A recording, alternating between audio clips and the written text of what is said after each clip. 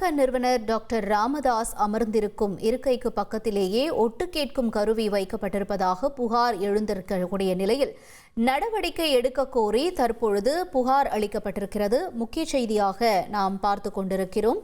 விவரங்களோடு இணைகிறார் எமது செய்தியாளர் கோபிநாத்.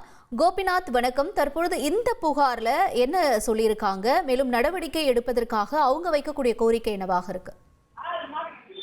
விழுப்புரம் மாவட்டம் திண்டிவனம் அடுத்த தைலாபுரம் தோட்டத்துல தாங்க பாமக நிறுவனர் டாக்டர் ராமதாஸ் பெரும்பாலும் வசித்து வராது. திண்டிவனத்துல ஒரு வீடு இருந்தாலும் பெரும்பாலும் கட்சி நடவடிக்கைகள், முக்கிய பிரமுகர்கள் சந்திக்கிற இடம் தான் இந்த தைலாபுரம் தோட்டம் சொல்லலாம். சமீப காலமாக பாமக நிறுவனர் டாக்டர் ராமதாஸ் முக்கிய பிரமுகர்களும் பேசக்கூடிய தகவல் வெளியாகி மிகப்பெரிய அதிர்ச்சியை ஏற்படுத்தியது பாமக டாக்டர் ராமதாஸ் அவர்களுக்கு.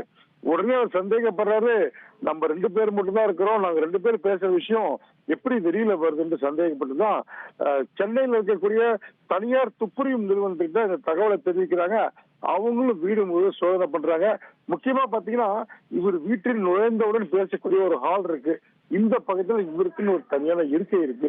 இந்த இடத்துல மட்டும்தான் பேசுவாங்க.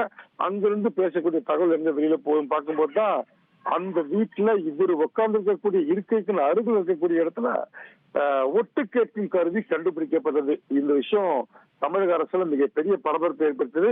இதனை தொடர்ந்து சென்னையில இருக்கக்கூடிய துப்பறியும் நிறுவனம் விரிவா பாத்தீங்கன்னா காலைல 10:30 இருந்து மாலை 7 மணி வரைக்கும் அவங்க விரிவா ஆலோசனை பண்ணாங்க, சோதனை மேற்கொண்டாங்க. இதன் முடிவுல அவங்க ஒரு நாளைக்குள்ள ஒரு அறிக்கை தாக்கல் பண்ண போறாங்க. என்ன மாதிரி சிம் கார்டு, வெளிநாட்டில் வாங்கின இந்த உபகரணம் யார் வச்சிருந்தாங்க, முழு விவரத்தையும் அவங்க சேகரிச்சிருக்காங்க. நாளை மறுநாளைக்குள்ள அந்த விவரமும் டாக்டர் ராமதாஸிடம் ஒப்படைக்க போறாங்க. இந்நிலையில பாட்டாளி மக்கள் கட்சியின் சார்பில் தலைமை நிலைய செயலர் அன்பழகன் கிளியனூர் காவல் நிலையத்தில் ஒரு புகார் கொடுக்குறாங்க. இந்த சம்பவம் குறித்து எங்களுக்கு முழுமையான நடவடிக்கை தேவை, யார் இந்த விஷயத்தை செஞ்சது, ஒட்டு கேட்பு கருவி யார் வச்சது, இது குறித்து ஒரு நடவடிக்கை சொல்லி புகார் தெரிவிக்கிறாங்க.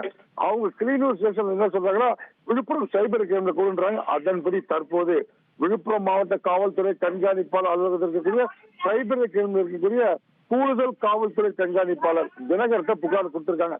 இந்த புகார்ல அவங்க சொல்லக்கூடிய விஷயங்கள், இந்த சமூக விரோதி யார் இந்த வீட்டுல இந்த உபகரணங்களை வச்சது, அதே போல அவங்களை அடையாளம் கண்டு கைது பண்ணணும், அவர்கள் மீது உரிய சட்ட நடவடிக்கை இருக்கணும். அது மட்டும் இல்லாமல் டாக்டர் ராமதாஸ் மற்றும் குடும்பத்தினர் வசிக்கக்கூடிய அந்த பகுதியில தைலாபுரம் தோட்டத்துல கூடுதல் பாதுகாப்பு போடுறன்னு அவங்க கோரிக்கை வச்சு ஒரு புகார் பண்ண கொடுத்திருக்காங்க.